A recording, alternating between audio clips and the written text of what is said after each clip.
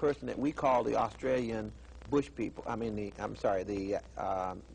South African Bushmen in the Kalahari region, not the Australian, but in southern Africa, in the Kalahari region, you have the so-called bush people, and that these people have the genetic material that is diversified enough to have been the unit that became the parent group for everybody else in the world. So once again, this woman would have been how old now? 250,000 years old. Now, least. just by way of comparison, the oldest Homo sapiens sapiens bones that we find in Europe are about 40,000 to 50,000 years old.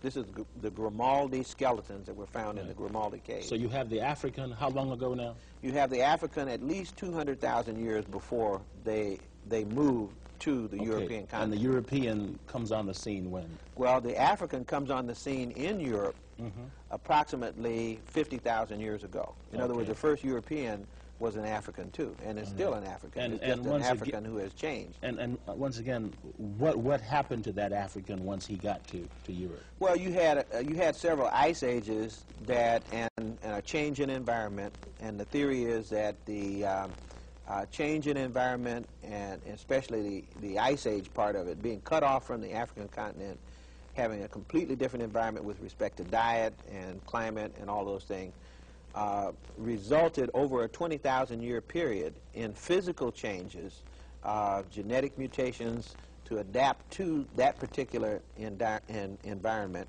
and about 20,000 years or so ago, we have changes sufficient that we look and see distinct people when they really aren't distinct in that sense, in the sense of having groups that can't interbreed. That's what one of the biological definitions of race is, that groups can't, a dog and a cow can't have offspring, so they would be different strains, but varieties of the same family, so that the European that resulted was merely a depigmented African. Okay, let's go on.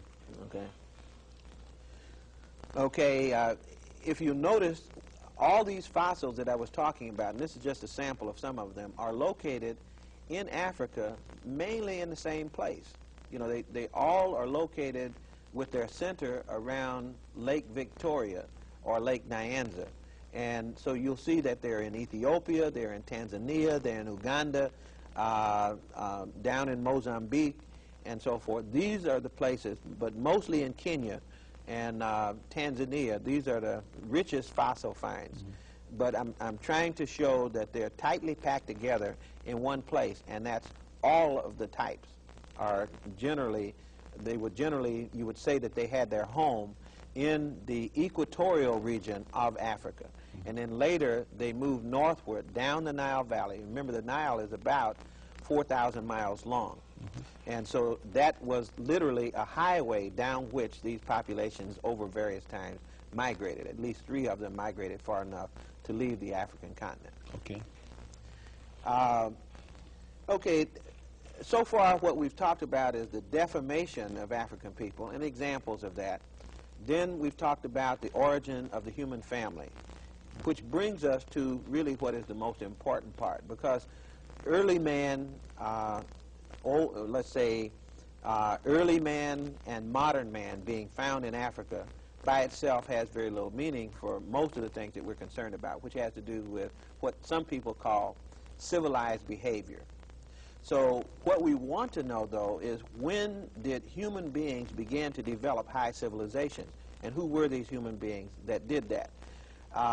It turns out that Africans were, according to the records that we have now, the ones who first developed the elements of high civilization. And that's what we'd like to look at right now, which is the story of high civilization in the world, which is also the beginning of civilization on the African continent. Okay, let me come, before we go to that particular slide. Go to the card here? Yeah, let me go to the card, and I'd like to explain what we'll be talking about over the next few minutes. This is a time chart of that period of the development of recorded civilization. What this means is that something was happening before 4000 BC. We're going to pick up the story right around in here. But even before 4000 BC, according to ancient African oral records, things were going on as far as 25,000 BC. They say that the age of one of their nations goes back that far. But we're just going to confine ourselves to the records that exist and not merely to oral testimony. And so to do that, we're going to look at a timeline that starts back here, let's say around 4000 BC, comes all the way up to the present. And let's see what was happening in the world and put some things that we know next to some things that we may not know about. This side is Africa, and this side is Asia and Europe. Okay? In Africa, the oldest nation that we find, and also in the world, because there are no nations over here that are this old, the oldest nation in the world is in Ta Seti, or was named Ta Seti, land of the bow. And it's located in Nubia, under the waters of the Aswan Dam. Now, this Ta Seti is covered when they built the Aswan Dam.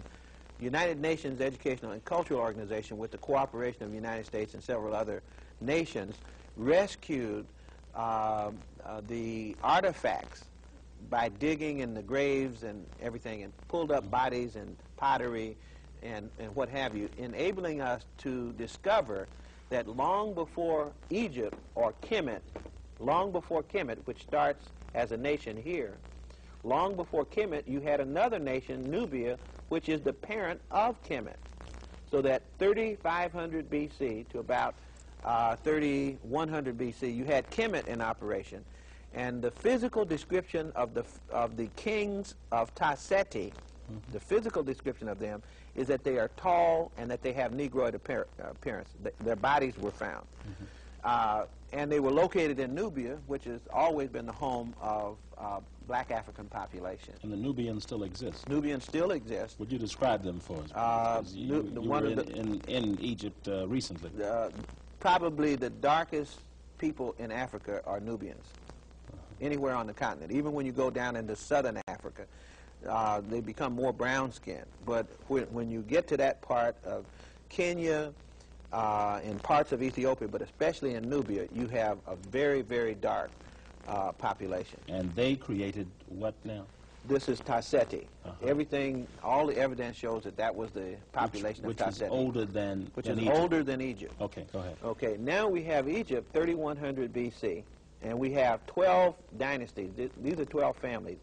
We have it grouped this way for a very special reason. That was the first nation that most people knew about in the world. And for the first 1,000 years of Kemetic existence, or Egyptian existence, so Kemet is Egypt, except that the old Egyptians never called their country Egypt. They called it Kemet. So we call it Kemet to refer to the old civilization. So if you say Egypt, you're really talking about the new civilization, which is mainly Arabic, which is a foreign population, just like the European population is in America now. But they weren't here 10,000 years ago. The people who are in Egypt now are... They are people who came from Syria, Assyria, even Persia and places like that, and mixed with Nubian populations. So they're mainly a foreign population. Okay. Yeah. Okay. The 12 families, 1 through 12, go from 3100 BC up to about 2000 BC. What's important about that is all the pyramids were built during that period. All the major pyramids were built during that period, and no invaders had conquered an African country in the record. There's no record of invaders having conquered Africa from outside, which means that all the pyramids were built by native Africans, and most of the main pyramids were built at the first part of this family, in what we call the Old Kingdom, dynasties 3, 4, 5, and 6. That's when most of your pyramids were built. So that when you get down here to dynasty 11 and 12, which is the Middle Kingdom, see, this would be Old Kingdom, Middle Kingdom, New Kingdom. This is when you read Egyptian history. Now, when you say pyramid, some people might not have an appreciation for that structure. We're talking about a structure that's 48 stories high. You're talking, yes, you're talking about the Great Pyramid, and that was one of the first pyramids, by the way.